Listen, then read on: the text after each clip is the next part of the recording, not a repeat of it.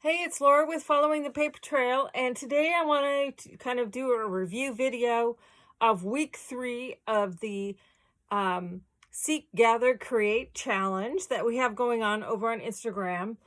For each of the weeks of the challenge, I have been doing a journal book, a assemblage piece, and a art journal spread. Mainly just kind of showing that you can take these challenges and tweak them into whatever you want. I've actually been seeing people taking and combining challenges, different challenges, together. So if you want to work on the challenge and you're light on time, which who isn't, it's a way to kind of participate without having to expend a ton of time on them. With this challenge, each of the weeks I've kind of had almost a theme. The first one I did kind of a vintagey, but more about me kind of theme. The second week, my 3 pieces had kind of an Asian flavor. With this one, I went with my mother and my 2 grandmothers. So this one is going to be, this is a book. This one I went a little bit more whimsical, and this one is going to be about my mom on the inside. As I will talk a little bit about with my 2 grandmothers, but my mom was my safe place to land. My dad was the one who would, push my brother and I to, try anything once. So, and I've always been that way. I try anything at least once. But when that didn't work out, my mom was always the soft place to land. So this is going to be a fun book kind of about her. And I wanted it to be something fun. So I kind of made this little bit whimsical, funky angel kind of book. And I am going to have a tutorial for this. I have envisioned all sorts of different kinds of hairstyles and that sort of thing. But this is just an absolute blast. Now for Seek, Gather, Create this third week, we needed an old photo, something blue, something fabric, and a barcode. And I will say the thing about this week with the old photos is that it's fun seeing what people are creating and the stories behind the photos. It's just fascinating. So, on mine, the blue and the blue is on the dress, but there's also fabric on there. The fabric is her tie. The barcode, I actually used the barcode to create her crown. And the photograph is of my mom at 21. And it's kind of interesting is that, my daughter just turned 21 this month. So seeing my daughter at 21 and my mom at 21 has been kind of an emotional thing. My mom will be turning 90 this year. So it's going to be fun filling up this book. So the thing that is the intent with it is that each of the pages I'll be adding some lace and trim to the bottom. So it's going to get a little bit fatter, but it's almost like the petticoat sticking out at the bottom of the dress as it, gets filled up and such. I did do some tea-dyed and some vintage papers throughout in this. And so it's going to be fun to go ahead and fill this up with stuff, about my mom and such. So it's a matchbook style top bound type of book. So, and as I said, there will be a tutorial for creating this. I just have been trying to get some other things done and so I can sit down and write. So that was the book for this week. So then the next thing I posted was in my art journal. And in this one, this is a portrait of my maternal grandmother. Now this grandmother passed away when my mom was pregnant with me. So So I have this where it just happened to be this page I took out of an old book. It said knowledge of your love, and I circled that, and it says I have knowledge of your love even though we didn't meet. It was close, but so this grandmother, before she passed away from a heart condition, and she was bedridden for probably 15 years, 10 or 15 years, before she passed. And as my mom said, she ran the household and did everything from her bed. So, so she was a strong woman, and I think that's where my mom gets it, and that's also where I get it from. There's definitely a steel backbone in all three of us. And my grandmother went against her family when she married my grandfather. My grandfather immigrated from Luxembourg when he was 4. And when my grandmother married him, he was forever called the foreigner in the family. Now, my grandmother was blonde, blue-eyed. My aunt was blonde and green-eyed, and then came my mom with her dark hair and dark eyes. And to a certain extent, because she favored my grandfather over my mother's side of the family, there was a little bit of favoritism shown towards my aunt, who was a few years older than my mom. So also, that's the thing about old photographs, is it invokes stories and such that you hear about with your families. But with this layout, this is probably my least favorite layout, but it's growing on me, and I'm starting to like it more and more. Collaged, again, the photograph, some lace, and vintage pieces. Here's my little piece of the barcode. I didn't do as great a job of incorporating that in here, but I'm pleased. It was soft and gentle colors. I have the blues in there, but it ended up being more of kind of a golden flavor, which, when you start, you don't always know the direction where a piece is going to go. So, but I've enjoyed it. And as I said, it's growing on me.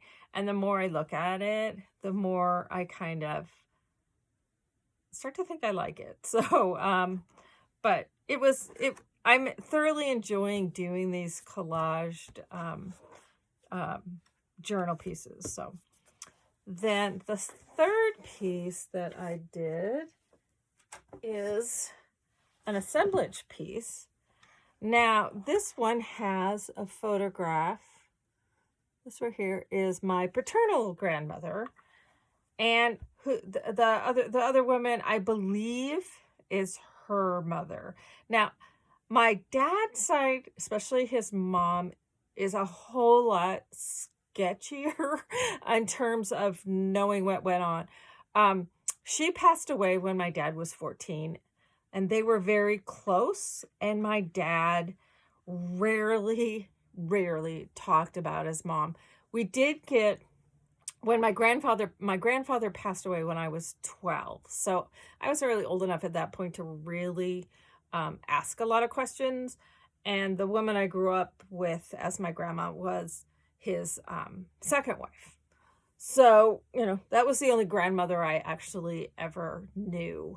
And we weren't even blood related, but she's still my grandma.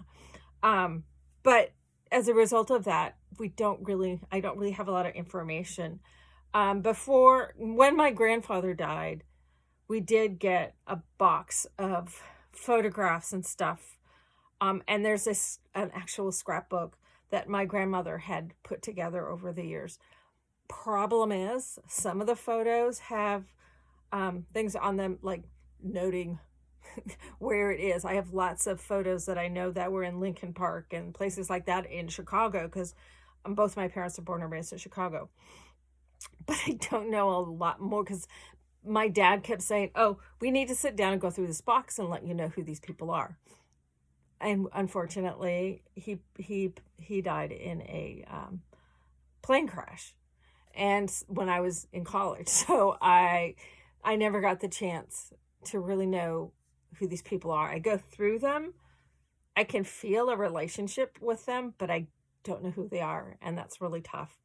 Um, I look so much like my grandmother. It's kind of like looking in a mirror. I look like my dad, and my dad looks like his mother, and it's almost spooky looking at the pictures of her when she was young, because it is kind of like looking in a mirror. Now, the woman here, I believe, is her mother, who her name was Bertha, but she went by Birdie. Now, Birdie, based on my ancestry stuff that I've dug up, I think was quite the character.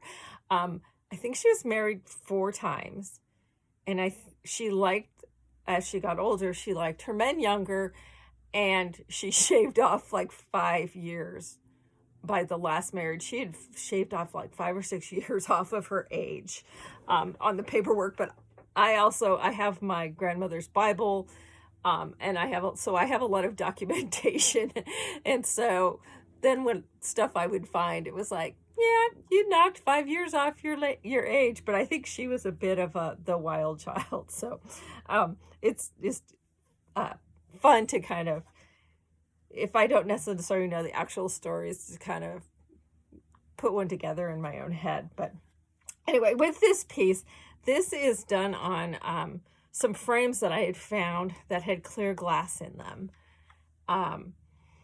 And so I have some metal bits that are pieces of that was just metal that I then rusted myself in a salt and vinegar, and I'm going to do a video on how to do all that kind of thing. So I added some fabric, and there's some purple velvet. This is a hinge up at the top as a hanger. And then this is a piece, the other half of the door knocker that I used on the first assemblage piece I did as part of this Seek, Gather, Create thing. So then this is some vintage silk satin trim that's pleated, and then underneath there is my little barcode. But I was just super excited, and I like how it's kind of clear through the glass. I'm just super excited how this one came out, and it just kind of fit with the photo of my grandmother, and who I believe is my great grandmother. I think this has been one of my favorite pieces I've done so far. And I don't know, maybe it's the connection that I have with this grandmother who, passed away long before I was even thought about. So, and this one's going to be, I think, always be special to me. But I think this week has been super special to me, mainly because of that old photo thing. I think it invokes a lot of memories and thoughts, and it really ties into why I got into scrapbooking and mini albums and journaling and all the paper crafting and stuff. Was more about the stories and sharing those stories and invoking those memories. And I think that's why so many of us like it, doing this sort of thing is a way to continue on the stories. If you really think about it, with most people, you don't have to go back more than a generation or two to kind of lose track. Things like ancestry and those kind of things, I think, really help. Otherwise, we don't pass down our stories. And so, having through our art and expression of art is a great way to kind of pass those stories down along through the generations, so that it doesn't get lost. And I think that's one of the things when I go into vintage and antique stores and stuff, and you see these boxes and boxes of photographs, that you can purchase. And it's like, I just always think it's so sad, because those are people that kind of have memories of those people, and the stories behind those pictures have been lost. And And so some stranger can buy them and create their own stories. So and I'm like, I have a box of my own like that. I don't need to buy somebody else's. But it's like try to capture those stories. Like I'm the only my mom is all I got left in my family. Well, other than my brother, but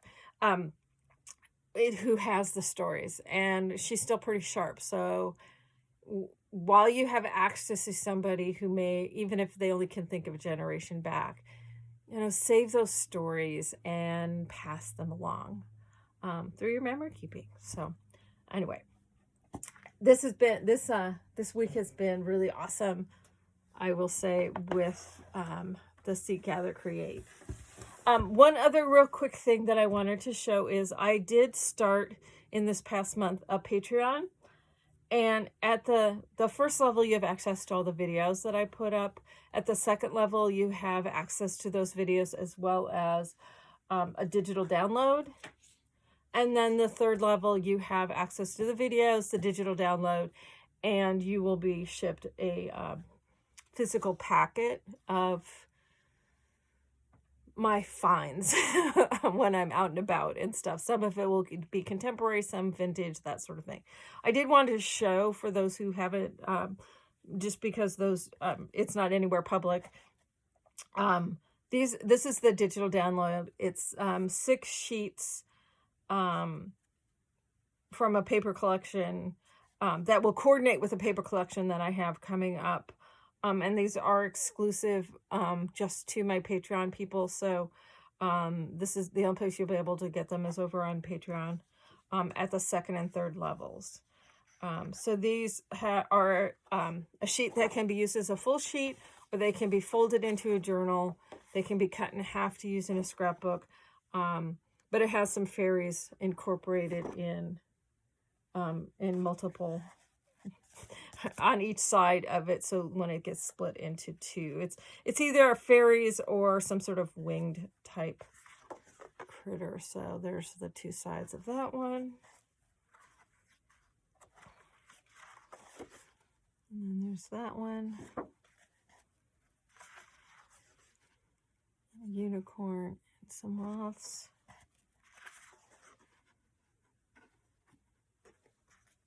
As I said, you can use these as the full sheets.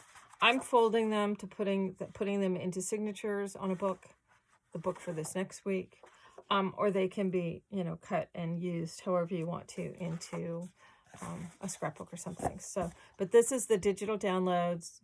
You download them. You can save them to your computer and then print them out to use as many times as you want to, but that's available. There's 3 levels. There's basic doodle, there's super doodle, and there's ultra doodle. So it's the super doodle and the ultra doodle that has access to the downloads. So that's what's coming up for that. This is not, I may be adding a couple more pieces to this is the pack that the ultra, which is the top level, these will get shipped out. Now, there's different downloads each month, and they're only available on the digital downloads the month that you participate. If you keep going, next month it's going to be different. Typically, this month we got started late, so that's why they're up late. But typically, the digital download will be available in the first week of the month. Same with the packet will typically ship out after the first week of the month. But since we just started on the 15th, it's, getting things all figured out. But many times there will be some